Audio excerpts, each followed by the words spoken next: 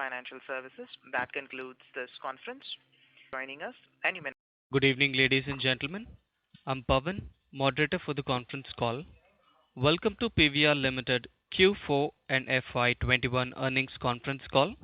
We have with us today Mr. Ankur Periwal. As a reminder, all participants will be in listen-only mode, and there will be an opportunity for you to ask questions after the presentation concludes. Should you need any assistance during the conference call, please signal an operator by pressing star then zero on your touchtone telephone. Please note that this conference is recorded. I now would like to hand over the floor to Mr. Ankur Periwal. Thank you, and over to you, sir. Yeah, thank you.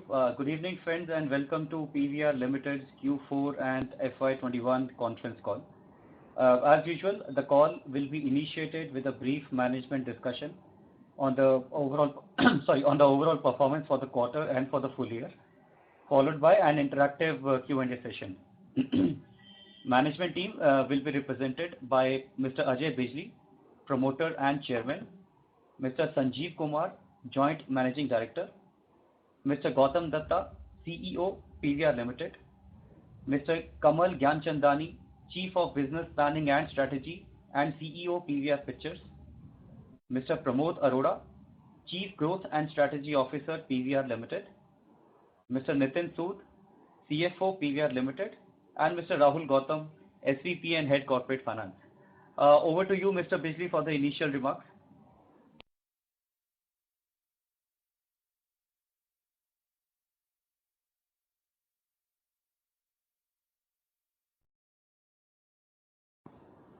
Mr. Bijli, I think you are on mute. I'm not able to hear you. So just one moment, sir.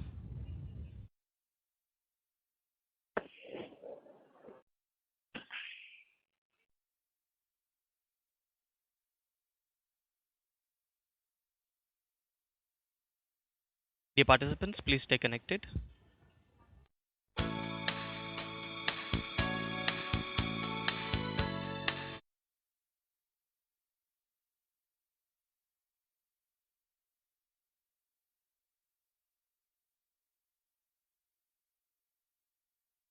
The Bijli, sir.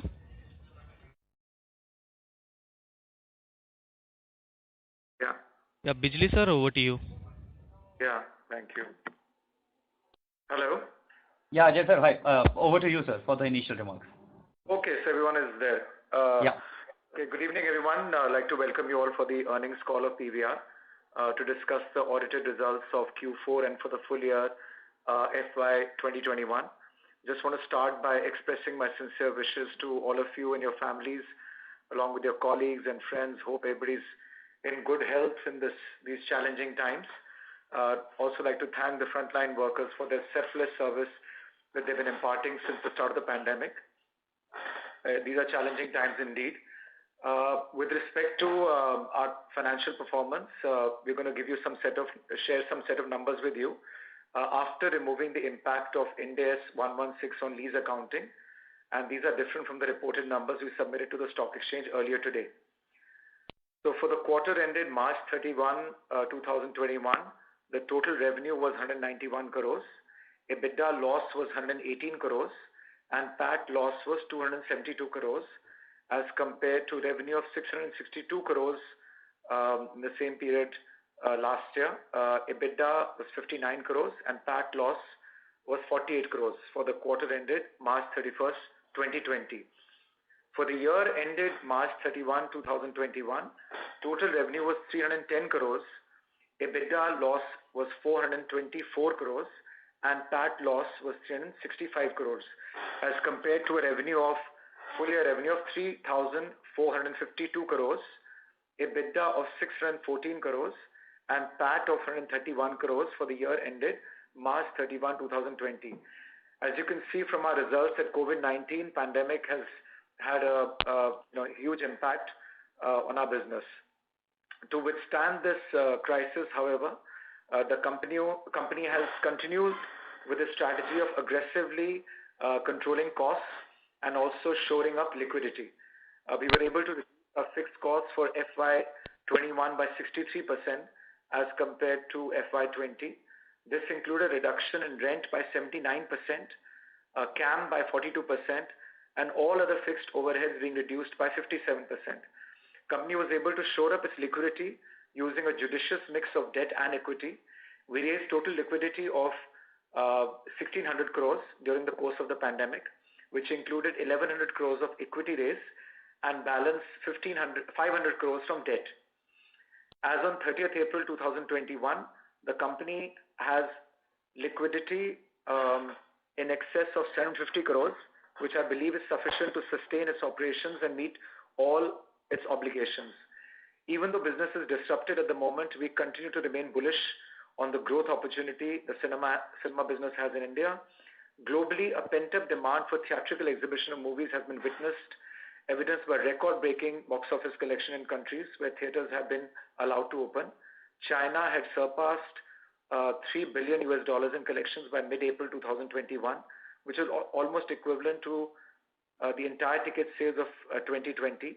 Some of the movies that have set box office ringing globally are Detective China, A Town 3, Hi Mom in China, Demon Slayer, Mugen Train in Japan, Godzilla vs. Kong, Mortal Kombat, and now recently A Quiet Place 2 in the US. Closer home, while things are looking better for exhibition industry in Q4 FY21, given the success of regional South Indian films, Master, Upenna, Jati Ratnalu, etc., Hollywood releases Tenet, Godzilla vs. Kong, Wonder Woman 1984, and Bollywood movie Ruhi. Easing of capacity restrictions and the announcement of release dates by producers. However, the second wave of COVID has caught everyone off guard with its rapid spread of infection. As infection load is reducing, however, various state governments are now talking about unlocking business activities. Having seen the response to the box office collections in markets where COVID has considerably been controlled, we are pretty confident that our business will bounce back more strongly than ever once things normalize in the face of mass vaccinations. With these opening remarks, I open the platform for any Q&A. Thank you very much. Thank you very much, sir. Ladies and gentlemen, we will now begin the question and answer session. If you have a question, please press star and 1 on your telephone keypad and wait for your turn to ask question. If you'd like to withdraw your request, you may do so by pressing star and 1 again. So the first question comes from Mr. Avnish Roy from Edelweiss. Please go ahead, sir.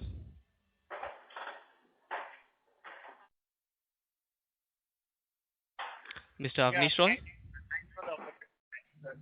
My first question is Mr. Avnish, sorry to interrupt you. Your voice is breaking. No, I can't hear Avnish. Yeah.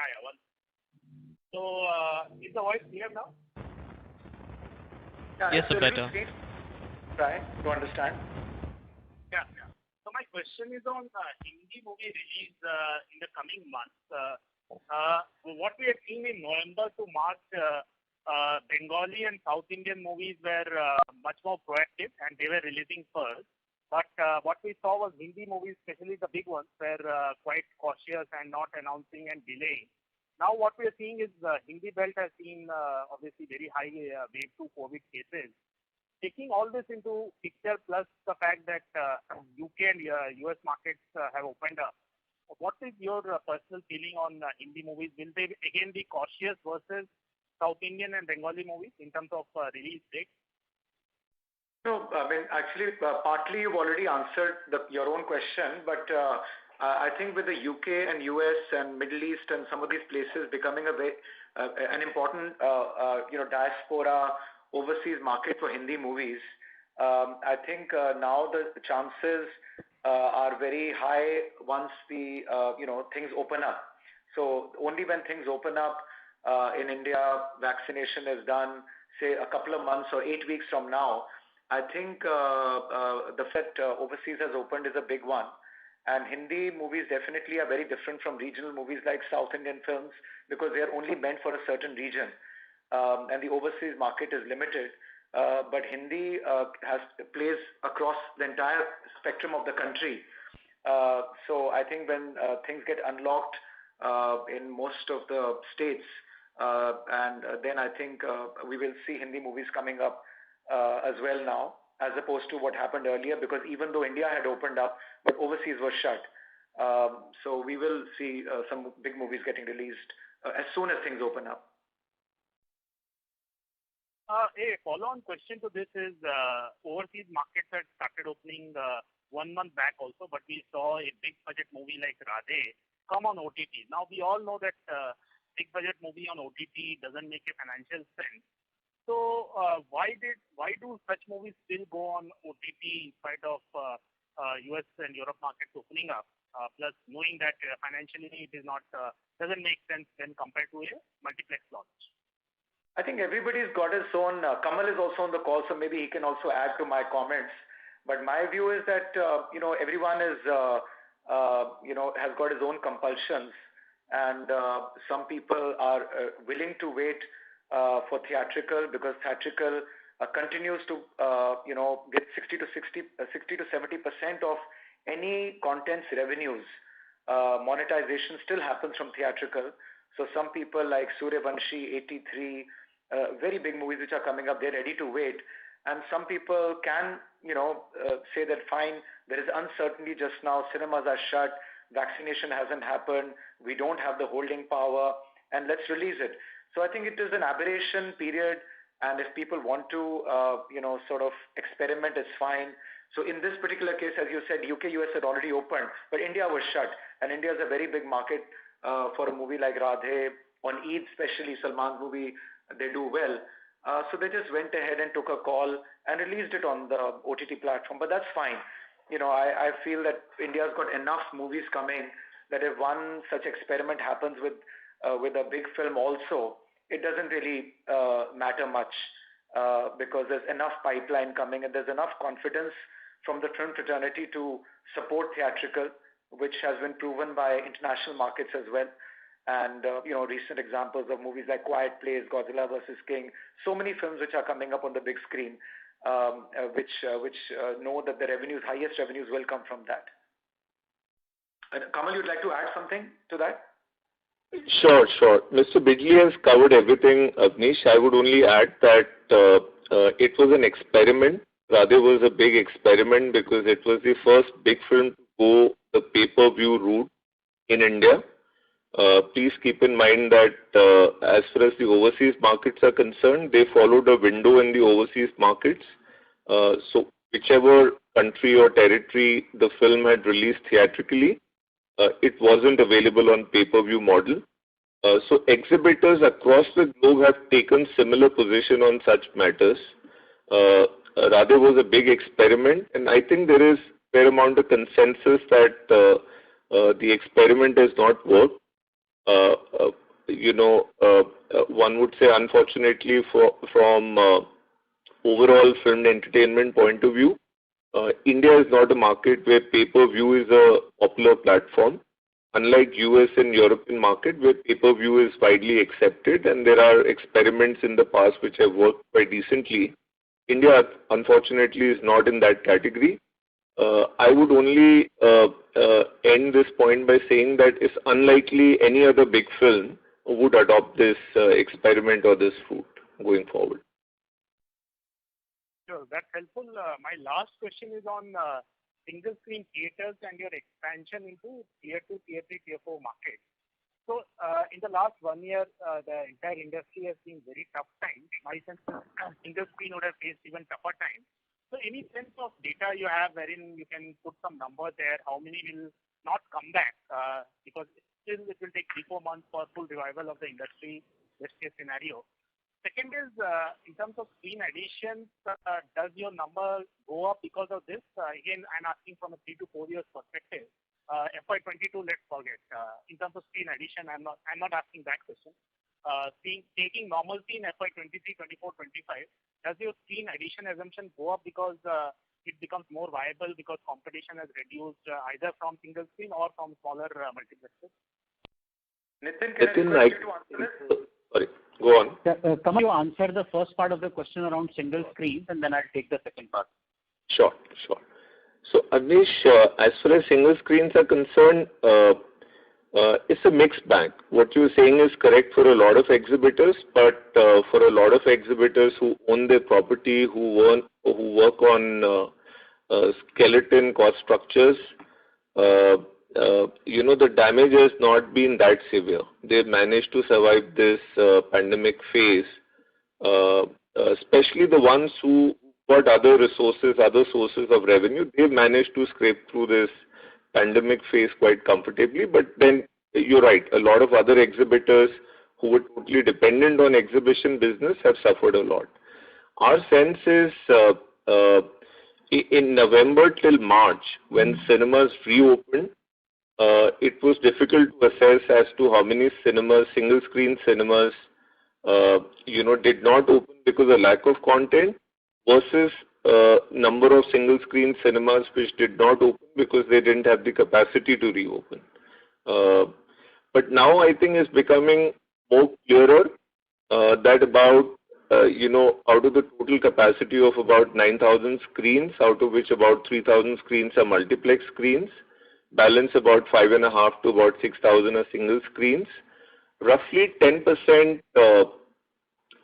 single screens may not reopen.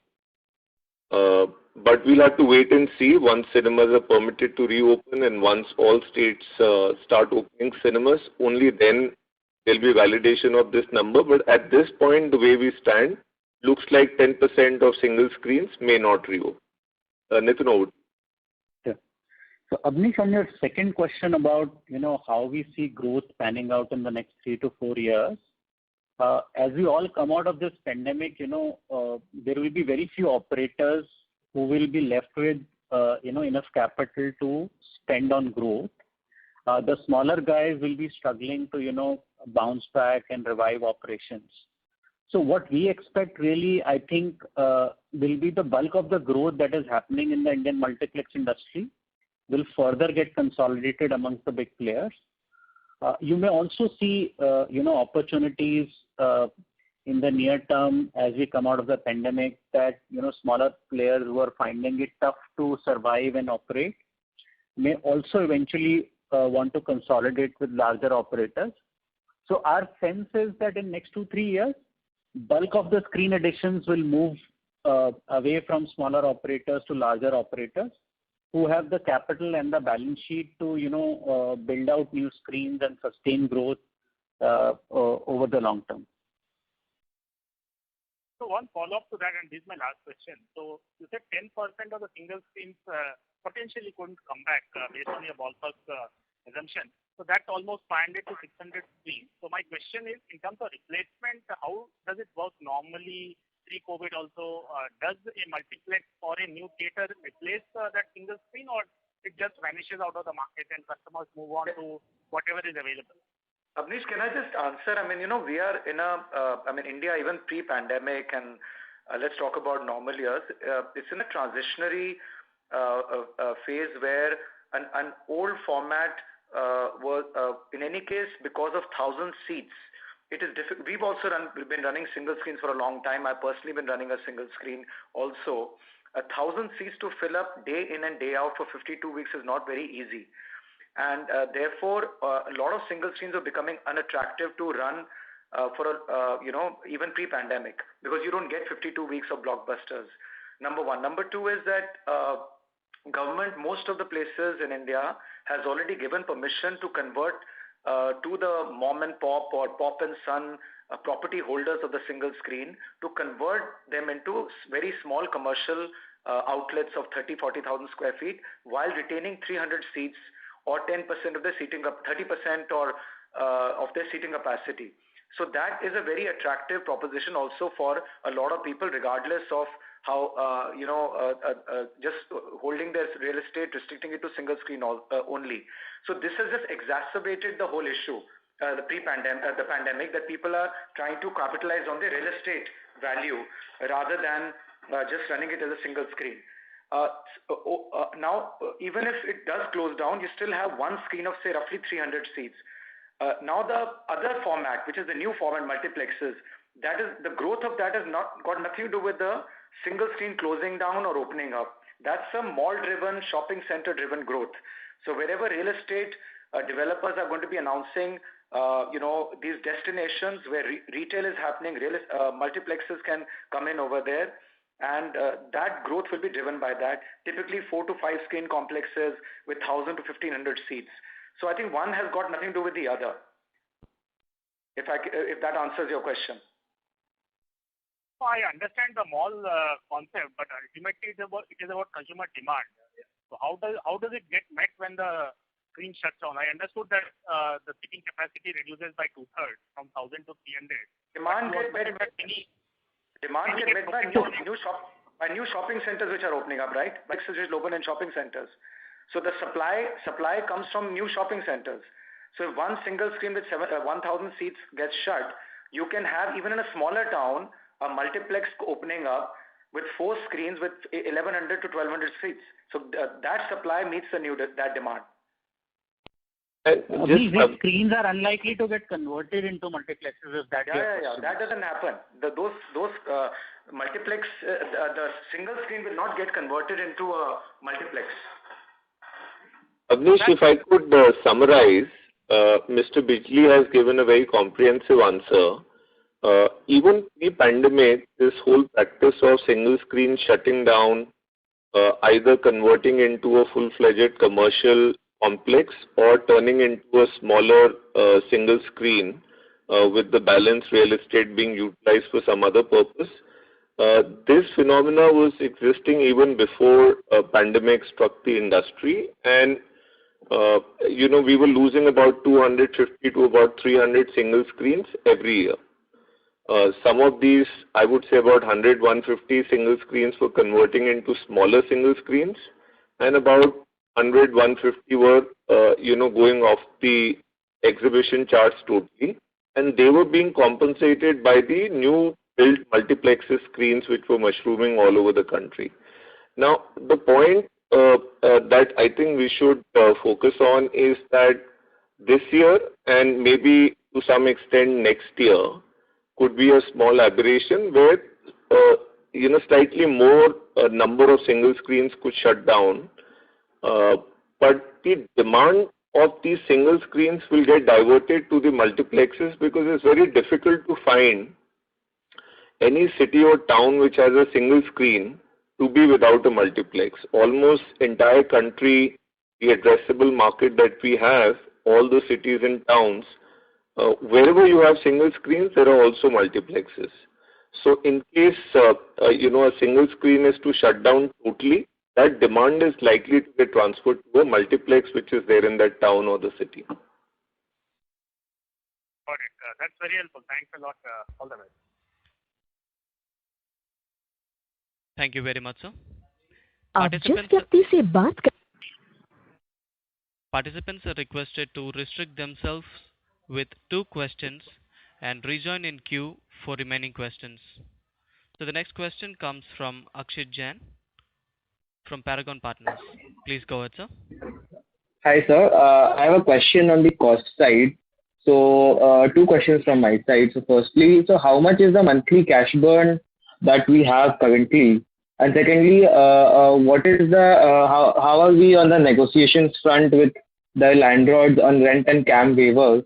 And is there any permanent reduction in fixed cost that is sustainable?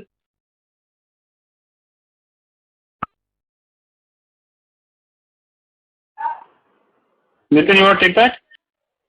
Yeah, I'll take this question. Your first question was around the cash burn.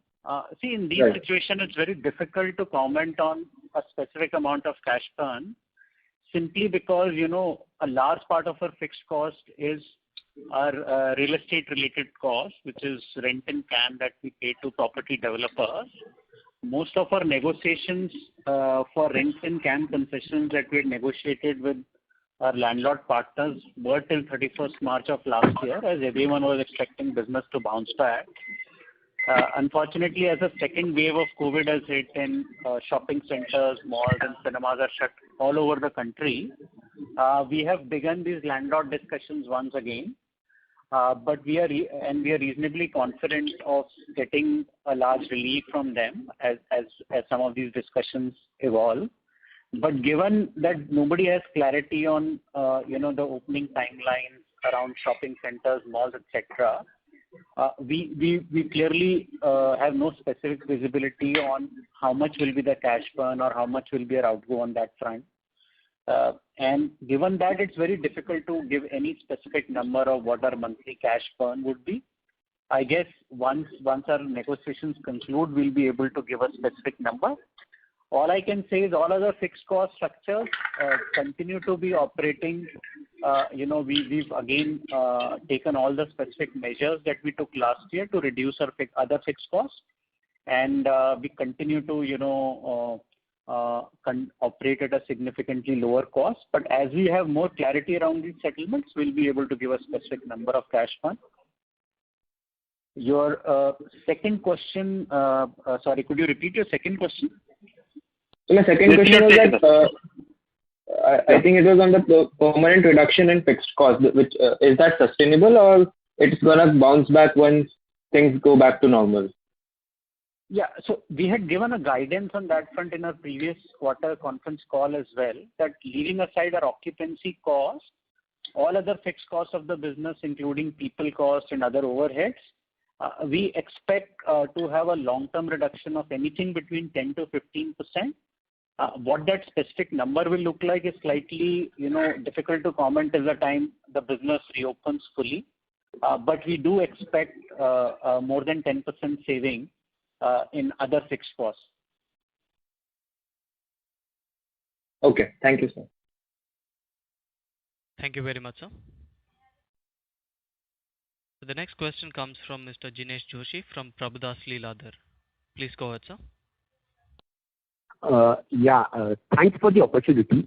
Sir, I just have one broad-based question on competition. Given the current situation we are in, I mean, is it possible to give some color on how the other two unlisted chains are doing, especially on the cost and liquidity management side?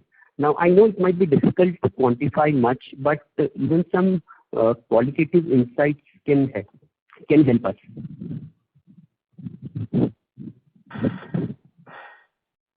Yeah, unfortunately, we are not privy to that information on how some of these unlisted chains are doing. But clearly, with limited access to capital, I think it's a challenging situation for most of the unlisted smaller multiplex chains. Wherever promoters have money from their other businesses to support the cinemas, they are getting that support.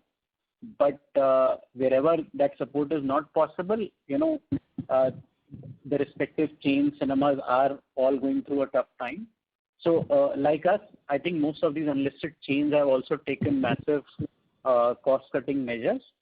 I think full clarity on how they will emerge out of the pandemic and how each chain will operate will only emerge once cinemas reopen in full and the Hindi film industry, starts operations with new film releases.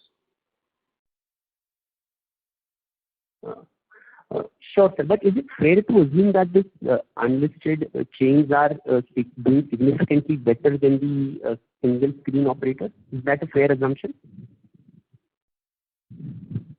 No, everyone is in a different situation. It's difficult because when we answer the earlier questions, also some single screen people, owners are happy with having a prime real estate area of 30,000-40,000 square feet, and they have alternative use to it.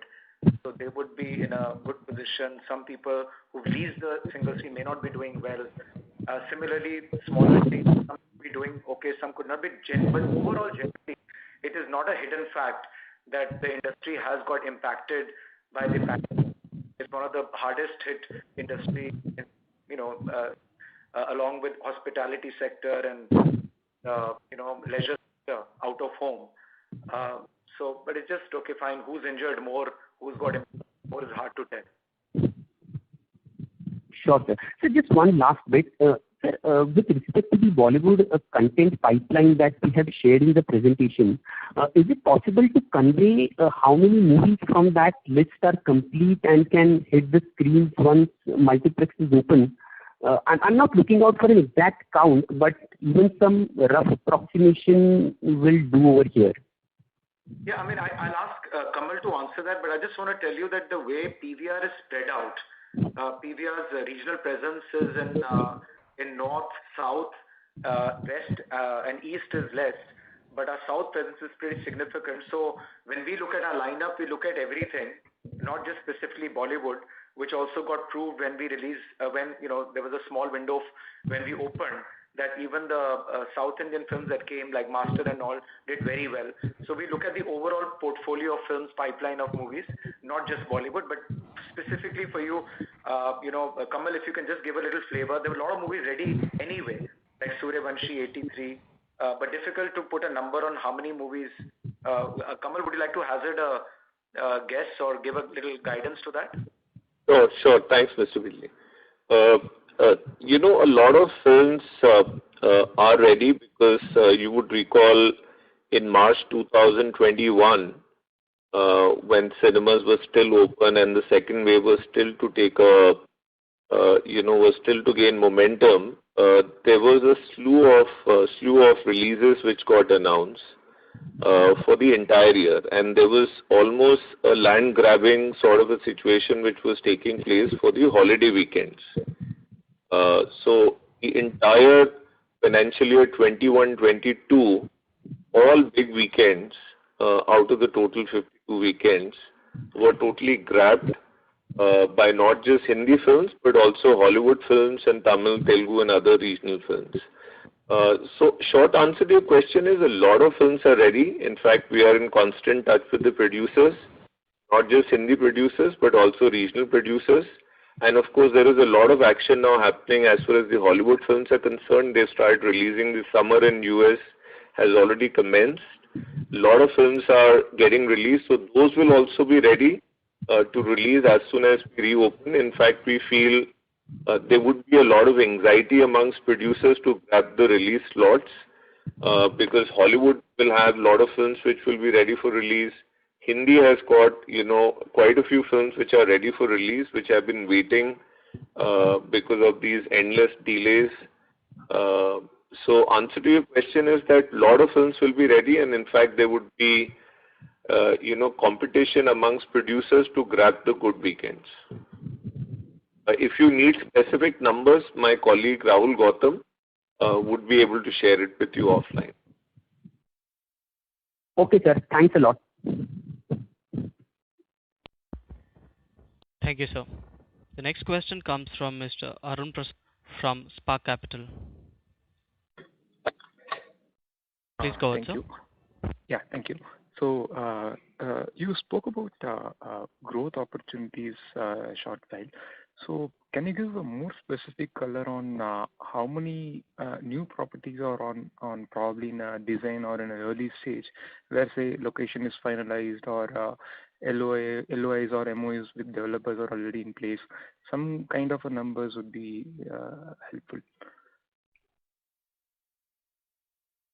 Yeah, I'll take this question. We have a very large pipeline of screens before we hit the pandemic, which are ready for handover and which are likely to come up in the next few years. But in view of the pandemic, we've currently suspended taking handover of any new sites. We've currently suspended all new capex to fit out new screens.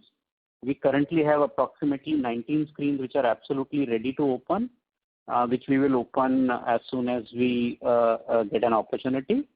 But I think our decision to recommence our capex program is awaiting how soon do we come back to normalcy. But the screen number is quite large. I don't want to give a specific number, but we have a very large pipeline of screens which is awaiting handover, where we can potentially start work immediately once we see the business coming back to normal. No, I was not talking about the handover screen, but more like where the LOIs or the developers agreement is in place with developers. We don't share that. We don't share that data on what that number is, but we have a fairly large pipeline. All right. Fair enough. My second question is on the convenience deal. You had a convenience deal with third-party aggregators, so it's halfway through we had a pandemic. So any update on the renewal date or extension of such contracts? No, it's very premature to talk of renewal dates. The business has largely been shut during the course of the last 12, 15 months. And we've extended some of these deals during the period we've been really shut and given that incremental time frame. So we still have, a residual period. We are midway through the contract, so there is still a lot of months that we need to complete once we reopen before those contracts come up for any renegotiation. So ideally, when it will be coming up for renewal? Suppose if you are opening, say, from 3 months now, from now. So from there, when it will be, how many months it will take to reach the renewal stage? Any color on that? I don't have the specific months, but I think we are midway during the contract. We had a 3-year contract. We are somewhere midway during those contracts. So, we have still 40 to 50% of those contracts yet to expire. Okay, thanks. One bookkeeping question. Any future benefit in the future? What would be the tax rate, ideal tax rate now that you have this goodwill accounting also? Any impact on that future tax rate? Will it be lower? Any color on that? No. So as I said, we are continue to operate in the old tax regime, which was a 35% tax rate regime, simply because we have brought forward MAT credits. Our tax outflow today on tax front is on MAT basis. We will switch over to the new regime of tax, which is a 25% tax regime, as soon as we exhaust our brought forward losses and existing MAT credits, which I think will take at least another 2 to 3 years to happen, depending upon how the business comes back. But our tax rate then effectively from the existing regime where we are paying MAT, we will shift to the new tax regime. It's liable to 25% tax. Yeah, thank you. Very helpful. Thanks. Thank you. The next question comes from Arik Kapoor from Investec. Please go ahead. Yeah, hi, good evening. This is Harit here. Just had 2 questions. Firstly, if you could just help us understand, you have about 1,300 crores out of gross debt. Any major repayments coming up in the next, say, 6 to 12 months that you wouldn't be refinancing that you can help us with? Rahul, you want to take that? Sure. So I think we have about 1,300 crores of total debt, and a bulk of this is more long-term in nature, term loan. Sir, Sorry about this. Please go ahead. Yeah, sorry about this. This long-term loans are fairly well spread out over the next 4 to 5 years. So on an average, our repayments are. Hello? Sir, I'm sorry. Dear participants, please stay connected while we connect back the chairperson.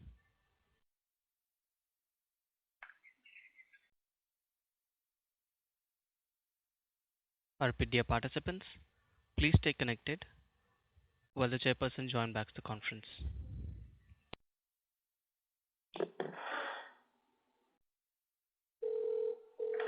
Welcome back, sir. You're in the conference. Please go ahead. Sorry, I got disconnected. So I was saying this is the repayment of long-term debt is fairly well spread out over the next 4 to 5 years, with an average repayment of between 200 to 300 crores a year. Okay, so that's the number that we can expect even in the current year that you pay off about 200 That is correct. crores. That is correct.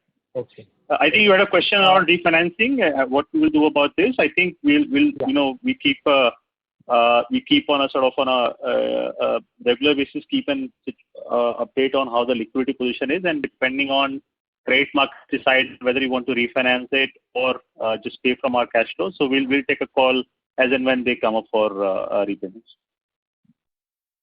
Got it. And the second question was on the CAM and rent reduction in quarter 4. So obviously rent is down almost 50%, CAM is down about 23% odd.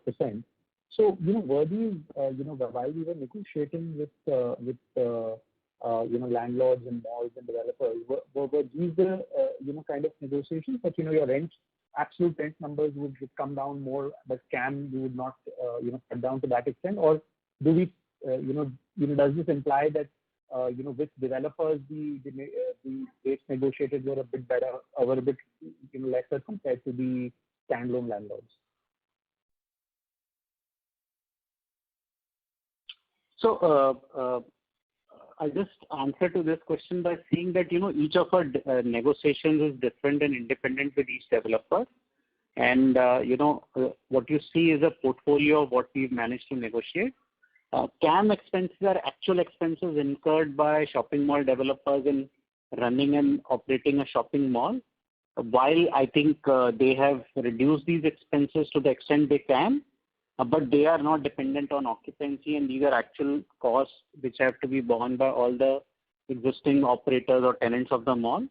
So yes, there is less flexibility in negotiating those costs down because these are typically pass-through costs, and rental is where the big focus has been, and we've managed to get some good discounts during the period that we were shut. Understood. I'll come back to more. Thanks and all the best. Thank you, sir. The next question comes from Urmal Shah from IDBI Capital. Please go ahead. Yeah, thanks for the opportunity and hope you guys are safe. So my first question was on the content lineup and more from FY23 and 24 point of view. So as we are expecting that the weaker players in the multiplex industry might find it difficult to continue, movie production is also equally fragmented, if not more. So are you seeing on the ground any shakeout of smaller producers and which can impact the content lineup for FY23 or 24? So,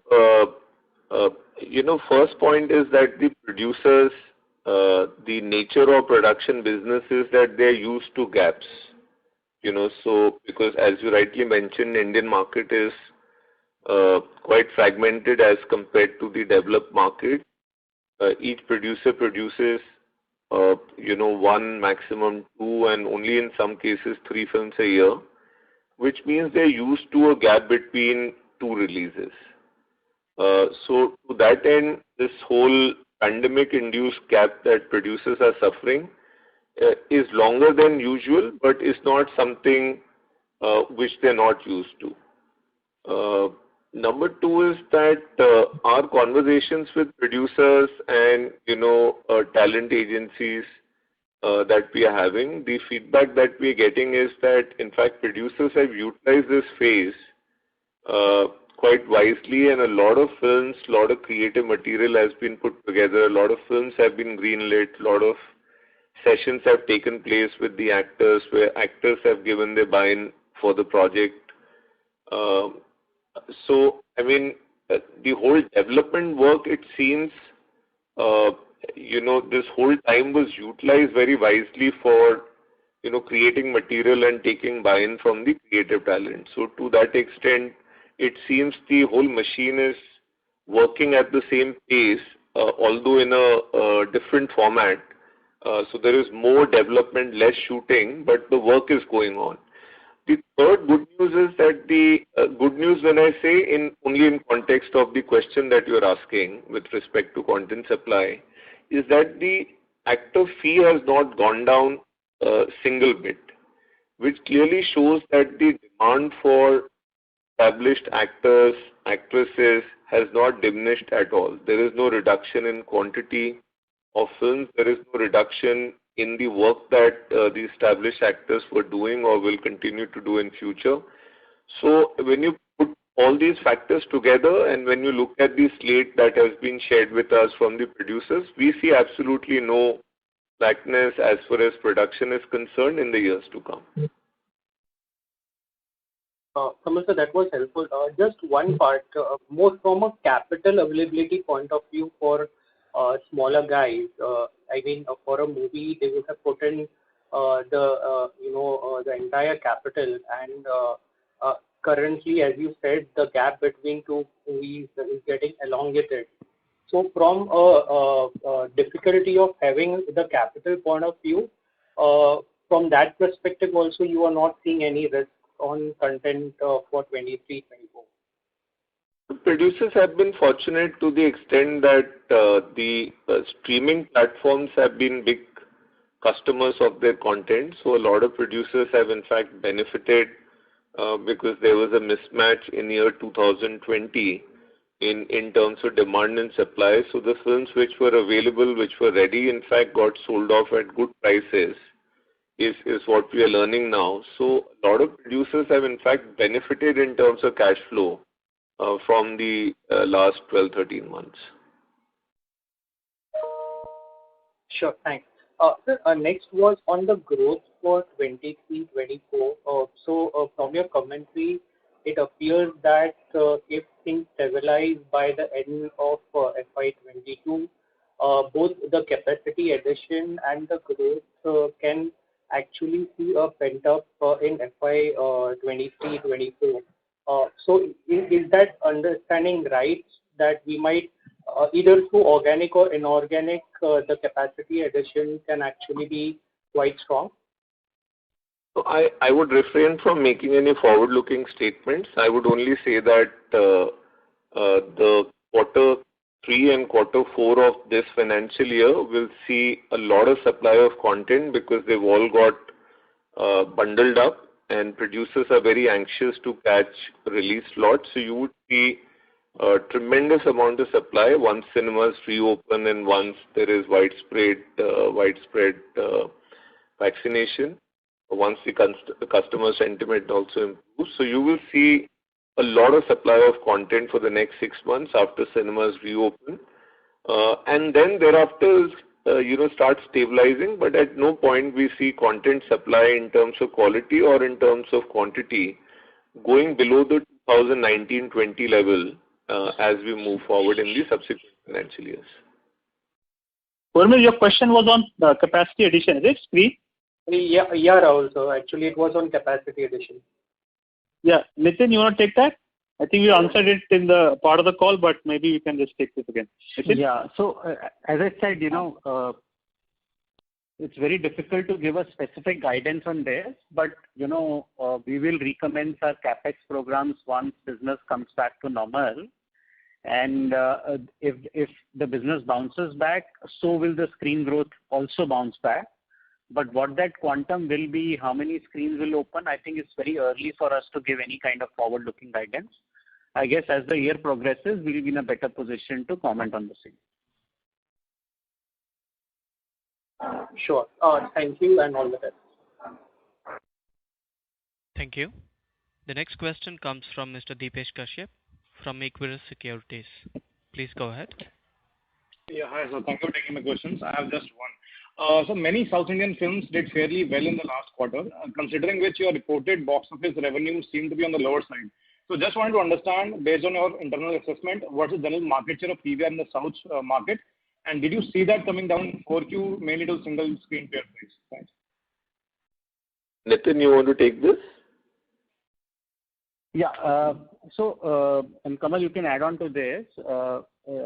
South Indian movie releases began in January onwards with the release of Master, and most of the industry was still continuing to operate with capacity constraints. We were operating on a 50% seating capacity restriction till mid to end February, when these capacity caps were relaxed, and we saw more film releases. And the performance of South Indian films was quite good, and we see a big bounce back. In fact, if you look at our numbers, bulk of the admissions are contributed by South Indian films.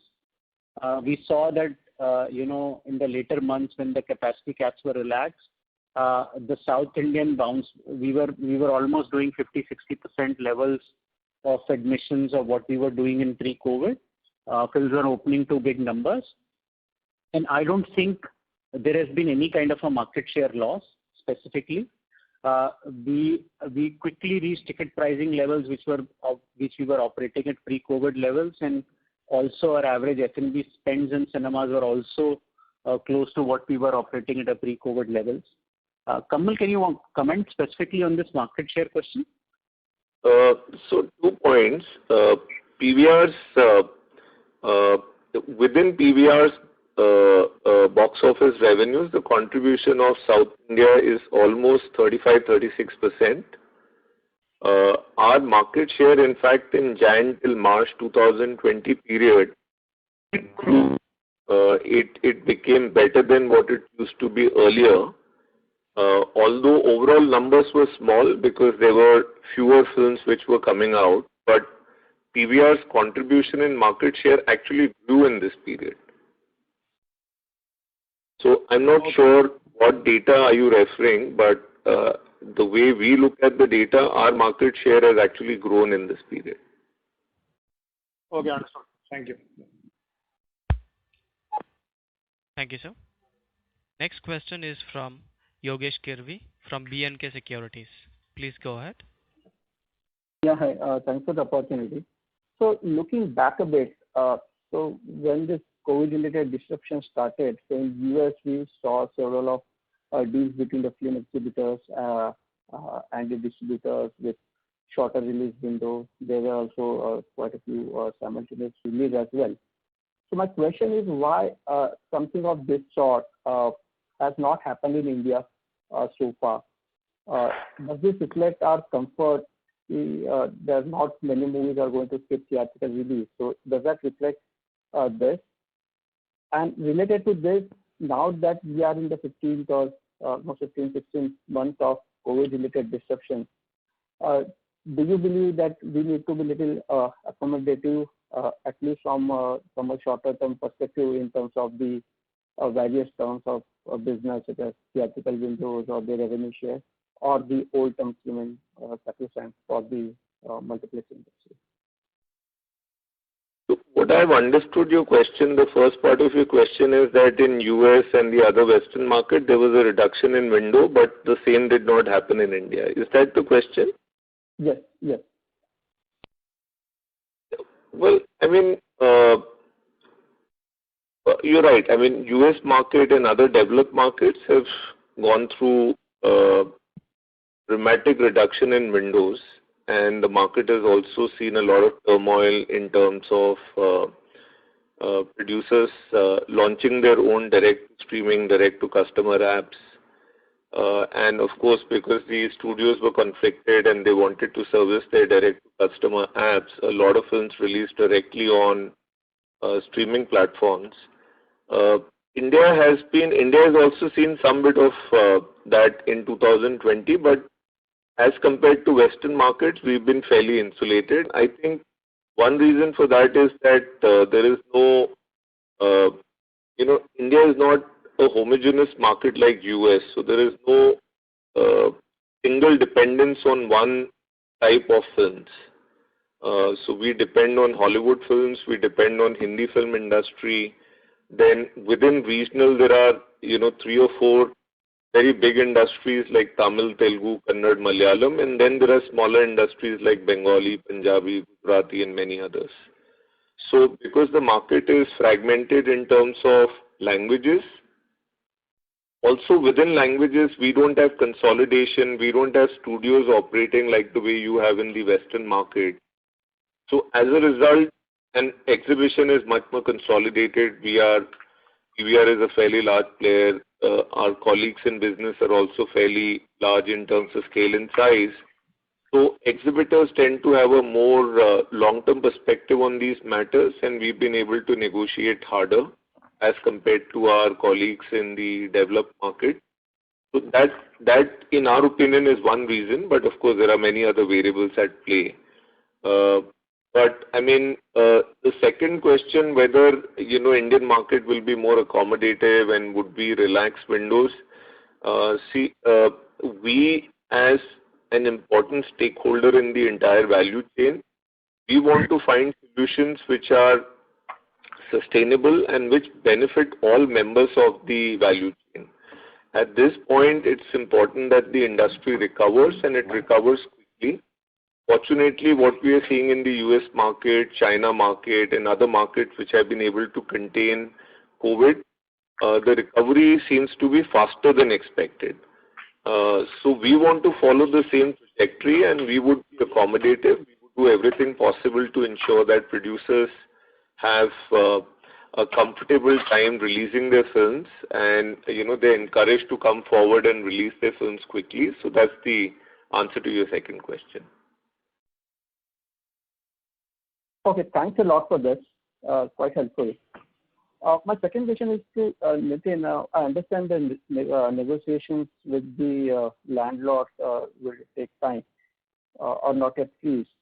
So can we expect the other overheads? I mean, would we be able to achieve the peak savings that we achieved during the last year? So at least on the non-rent related fixed costs, we could replicate the savings. Yeah, we are following the same practice. I think we must also remember, though, that we had restarted our operation and all our cinemas we had once again reopened, and we were operating some of the properties till second or third week of April. So shutdown has happened consequent to that. But again, like we implemented cost savings and cost control measures last year, same practice, has been reinitiated once again. What that specific number would be is very difficult to comment right now. I think we'll be in a better position as we close the quarter. But yes, all of that has been reinitiated, and we are following exactly the same practice as what we did last year. But we have to remember that cinemas are open for some parts of April. And once you shut down, there is some bit of a lag effect to cut down some expenses. Sure. Thanks a lot. That's all my questions. Thanks a lot for your answers, and all the best. Thank you. The next question comes from Harit Kapoor from Investec. Please go ahead, sir. Yeah, my question's been answered. Thanks. Thank you. Thank you, sir. The next question comes from Girish Pai from Nirmal Bang. Please go ahead. Yeah, thank you for the opportunity. My questions, first one is regarding advertising revenue. Do you see a quick bounce back of your advertising revenue? What are your customers saying once, say, you have a bit of normalcy in the third quarter, expected normalcy in the third and fourth quarter? Do you see advertising revenues come back equally quickly, or do you think it's going to happen with a lag? And second point connected with that, do you think you need to give some kind of discounted rates? No, we won't need to give any discounted rates. In fact, we are very clear. We will have the same rates operational. We don't want to start a new norm in the market. But to answer your first question, yes, it will be a bit of a slow burn initially. Advertising always follows footfalls, and more so, we will need at least a couple of big blockbuster films to get this entire wheel started. So our guess is that once we open and once we get a couple of big films, we will see advertising slowly but surely coming back on track. We saw the similar pattern for the South Indian films, that it took some time, but the moment Master came in, we recorded some great advertising revenues there in the South. We see the same pattern swelling up as and when we open, and then the release of some big films. My second question is with regard to support from the government side. There have been quite a few noises made around supporting, contact intensive services sectors. Any discussion along those lines you've had with the government? Are you expecting anything coming your way? Yeah. So, I'll take this question. So we had been lobbying with the government to extend some kind of a relief to the industry, given that we have been significantly impacted. Our lobbying has been at a state government level because some of these costs are controlled and managed at a state government level. Like we've asked for concessions in electricity duties and taxes, concessions in property taxes, which is again a state government issue. And at the central government, we've asked for some bit of a liquidity support in GST relief. The government had come out with a ECLGS scheme, which basically to support the sectors which are impacted by pandemic. Under the ECLGS scheme 3 and the recent amendment that the government has announced this weekend, they've allowed businesses in sectors like hospitality, which are hit by the pandemic, to get liquidity support. And basically, the scheme says that any companies which have borrowings in excess of 500 crores, you can apply under the program and you can potentially get funding, a 6-year funding from various banking partners, which is equal to about 200 crores. So 40% of the 500 crore limit which they had earlier imposed. So we can raise another 200 crores of additional liquidity from banking partners under the ECLGS scheme, which has recently been amended and announced by the government on Monday. We've already begun discussions with our banking partners on the same, and we expect that we will get more liquidity support to tide over, this pandemic. So that's the only relief that has come through as of now.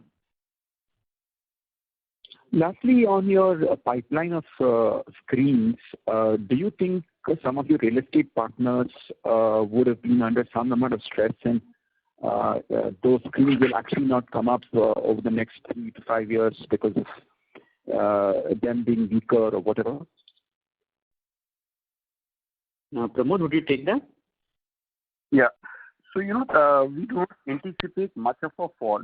So the process was diligently followed, wherein we usually look at the financial closures of developers when we are signing the agreement. Nonetheless, about 10% may be a possible windfall or the screens which may drop down, but not beyond that. That's how we are looking at it as of now.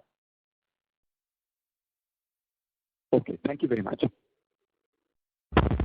Thank you, sir. That would be the last question for the day. Now I hand over the floor to Mr. Nitin for closing comments. Yeah. Thank you everyone for taking out time to attend our Q4 earnings call. In case we've not been able to answer anyone on this call, you can write to me or my colleague Rahul Gautam directly, and we shall be happy to speak to you and address your queries offline. Thanks very much once again. Thank you, sir. Ladies and gentlemen, this concludes your conference call for today. Thank you for your participation and for using Doorsabha's conference call service. You may all disconnect your lines now. Thank you and have a pleasant evening. Now disconnect your lines.